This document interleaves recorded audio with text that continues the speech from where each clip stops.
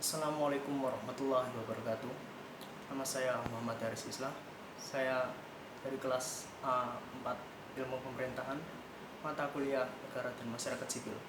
Kali ini saya akan mereview tentang buku dari Ian Douglas Wilson, seorang penulis dari Australia, yang judulnya Politik Jatah Preman, subjudulnya Ormas dan Kuasa Jalanan di Indonesia Pasca Orde Baru.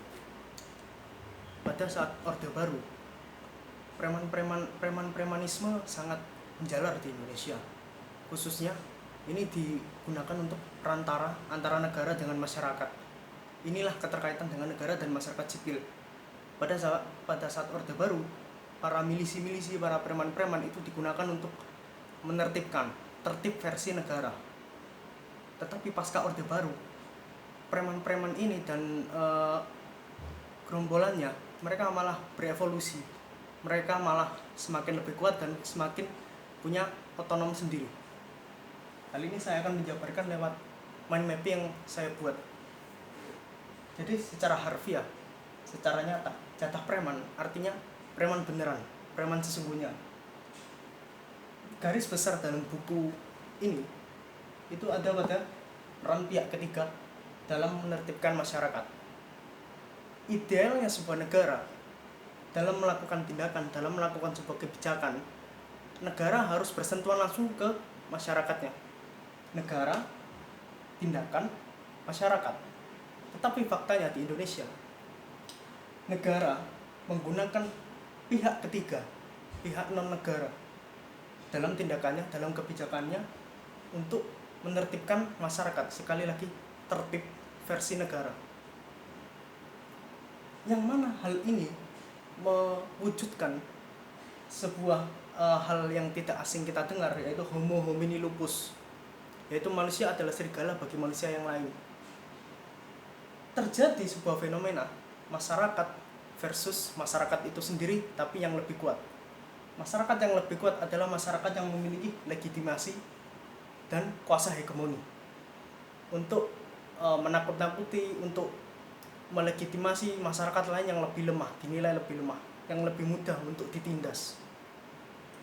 Masyarakat yang lebih kuat ini, sepertinya dalam buku ini, mereka adalah didalangi oleh negara dengan dalih seperti berikut: Pancasila, dengan dalih menertibkan Pancasila. Seperti kita kenal bahwa ini untuk mencegah radikalisme, untuk mencegah tumbuhnya paham komunisme. Maka dari itu negara membutuhkan pihak ketiga, yaitu non-negara, untuk menertibkan sesama masyarakat dengan dalih Pancasila. Yang kedua adalah dengan dalih perantara. Itu perantara negara kepada masyarakat agar negara tidak bersentuhan langsung dengan masyarakat. Yang keempat yaitu efektivitas. Dinilai lebih efektif. Negara menilai bahwa ketika ada perantara itu lebih efektif dibandingkan dengan turun langsung. Dan sisi baiknya, sisi buruknya bagi kita, negara terkesan cuci tangan. Baik tidaknya sesuatu yang dilakukan oleh pihak ketiga ini, maka negara tidak ikut campur, karena ini urusan pihak ketiga ini yang sebenarnya didalangi oleh negara. Nah, masyarakat yang lebih kuat ini terdiri dari apa saja? Yang pertama adalah organisasi masyarakat. Organisasi masyarakat ini banyak sekali. Ketika kita jabarkan, maka ada organisasi masyarakat yang berhaluan agama, yaitu Muhammadiyah, NU, FPI, dan lain-lain. Ada organisasi underbow partai, ada Banteng Muda Indonesia, kalau di kampus ada Kesatuan Aksi Mahasiswa Muslim Indonesia, dan lain-lain. Ada suku dan ras. Suku dan ras ini seperti Jawara Betawi, ada Forum Betawi Rembuk, dan lain-lain. Lalu ada paramiliter. Paramiliter ini ada juga semi preman. Jadi kayak Pemuda Pancasila, kayak Banser, kayak Kokam, dan lain-lain. Terus ada stakeholder dan influencer. Masyarakat yang lebih kuat salah satunya adalah stakeholder dan influencer. Baru-baru ini Indonesia menggaji beberapa influencer dari istana untuk menjadi buzzer. Dan itu membuat mereka mempunyai legitimasi dan hegemoni yang lebih banyak daripada masyarakat yang biasa. Nah, selanjutnya saya akan menjelaskan tentang perantara. Perantara ini yang dimaksud adalah perantara dari politik di parlemen atau di istana itu menuju politik informal di bawah, yaitu di jalanan. Bagaimana politik di parlemen itu mempengaruhi kondisi di jalanan? Kalau misal orang-orang di istana, orang-orang di parlemen itu memerintahkan A kepada orang-orang yang non negara, pihak ketiga, maka di pihak ketiga harus mengiyakan masyarakat semua harus mengiyakan.